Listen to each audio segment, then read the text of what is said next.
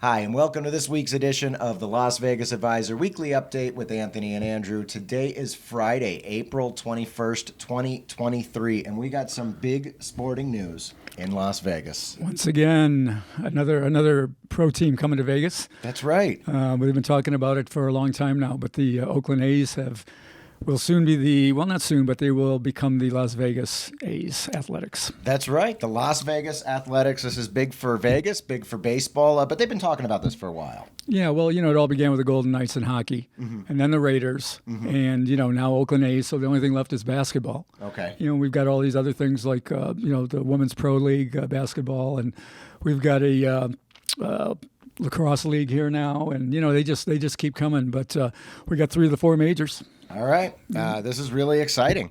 Yeah, there's here's the information on it. Committed to a $1 billion, 35,000 seat baseball stadium with a retractable roof. It's going to be built on a 100-acre site that was the Wild Wild West. Oh, yeah. Tropicana and just west of I-15. They hope to start building before the end of this year with an anticipated move to Vegas for the 2027 season. Okay, so a little ways away here, but, quite an undertaking. Yeah, well, I think this is going to be, I'm not happy about it because they're building it over there on Tropicana. We wanted them to build it at the Rio. Right. Across from the office, so that was a little bit of a bummer when I got the news. But, overall, it's going to be good for the city. I'm sure that, baseball tickets tend to be a lot less than hockey or football. Right. So I think it's going to be, a lot more games. It'll open it up to a lot of more people to experience this sort of thing. I'm worried about traffic. Yeah. They're all going to be over there. Issue. Yeah, they're going to be there all there in the same area. Right, because it's Tropicana. Yeah, and of course they're not going to be doing things at the same time, but there could be a concert at Allegiant at the same time there's a hockey game, or the same time that there's a baseball game. You know what I mean? It's like it's going to be brutal over there. Right. Now, what's going to happen to our favorite gas station, our favorite Wild Wild West Truck Plaza right across the street? I don't know. I just went there over the weekend, got gas. All right. So they're still there, but still some of the cheapest in town? Yeah, Okay. still good. Yeah, check one of our old videos, way back in the beginning, maybe first 10 we ever did. I'll put a link to it in the description box, but yeah, we talk about good gas play where you can get some cheap gas. Right. Maybe not the cheapest in town, but pretty cheap. Yeah, so everybody's talking about the A's and what's next, and we'll keep everybody informed as we hear things. Now, also, part of this whole thing is that the Wild Wild West has been demolished, the casino. I didn't even know it. I mean, this was before last week, early this week, just before the announcement about the A's coming. I drove by there and I just said, what just happened? There's no more building here. The Wild Wild West is gone. Yeah. Knocked down. It was already knocked down and all the rubble was removed. And I mean, they obviously knew that this was coming down the pike, and they said, let's get started and knock this thing off, and that's what they did. And this is the stations group that's knocking everything down. Yeah, well, not everything. I mean, it's not the only thing. There's the Wild Wild West is now gone.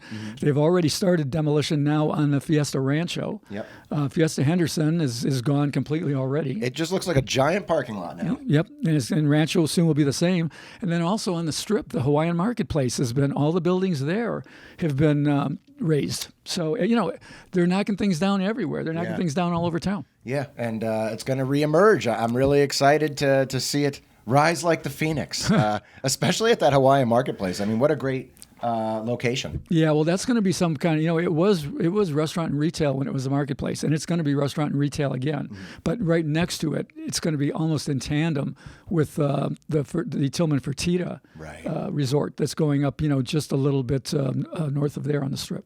All right, well, we'll keep you posted on it. Yep. All right, and in entertainment news coming from the Wynn, we have Awakening pauses again. Second time. Yeah, this is very odd. I've seen a lot of shows come and go here. Awakening was supposed to be a really big deal.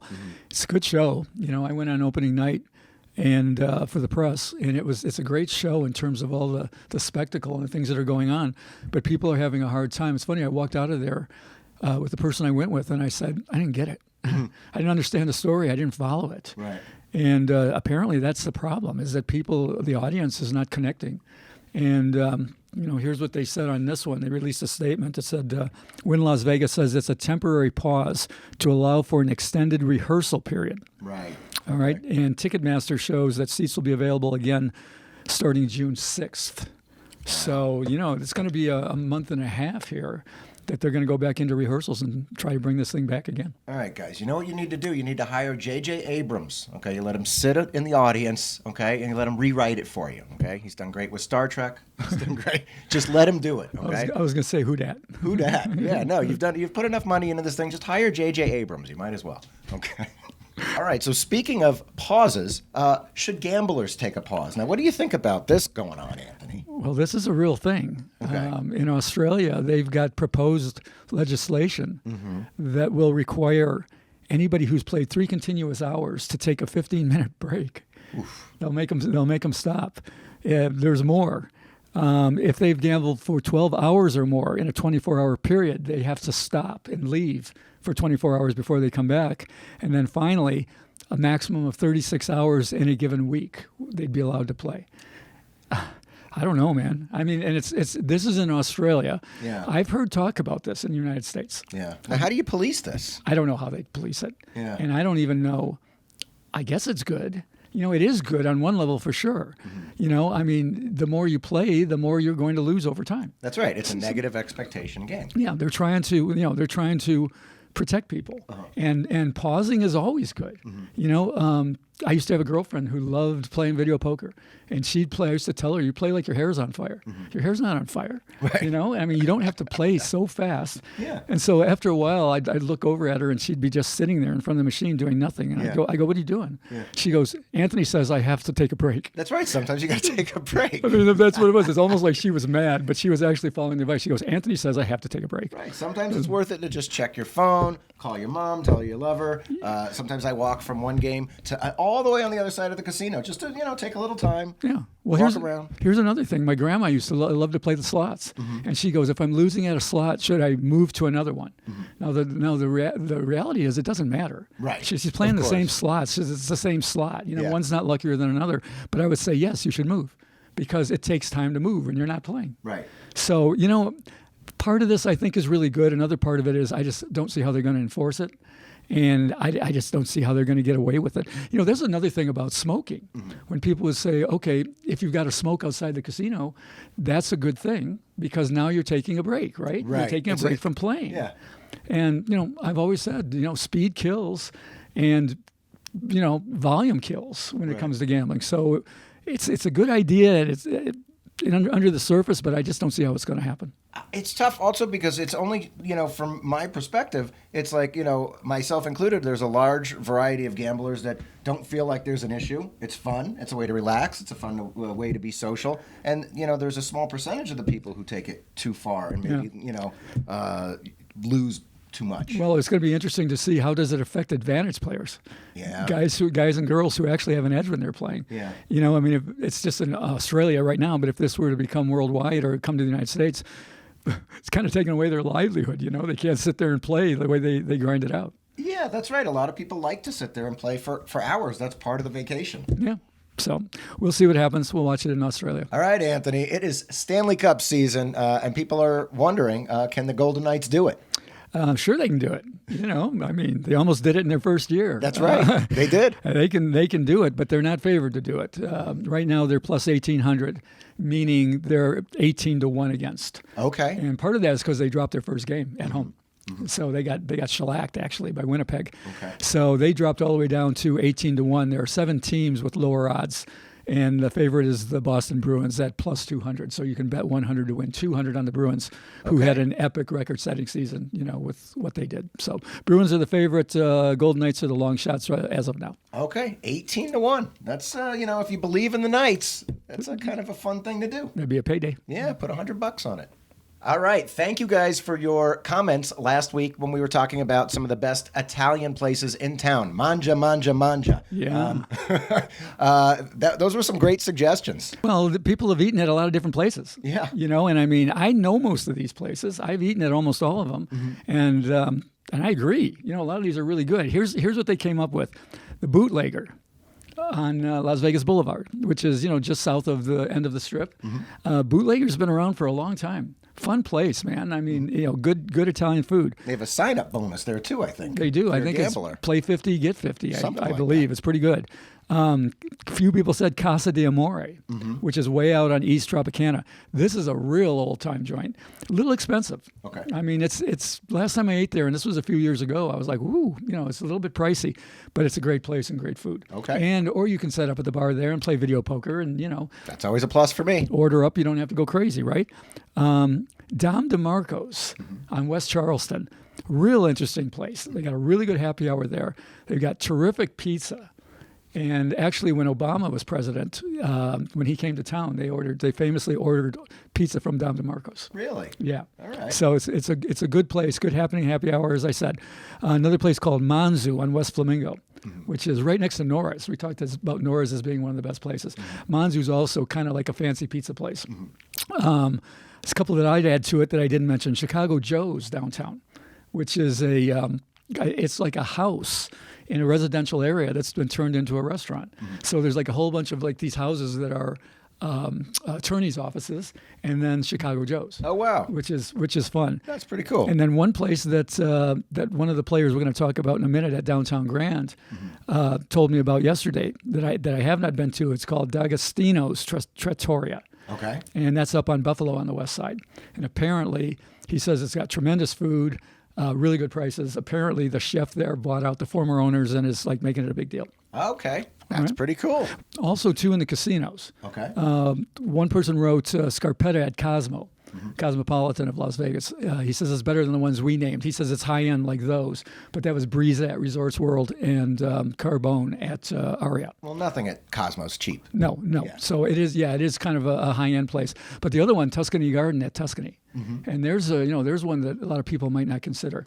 I like it. Yeah. Tuscany's a great place. I mean, it's a fun place to hang out. They've got really good lounge shows and things, but this place, Tuscany Garden, I agree, is a very good Italian value place in a casino. Definitely, Anthony. And you know what else? The casino is very welcoming. It's small. It's clean.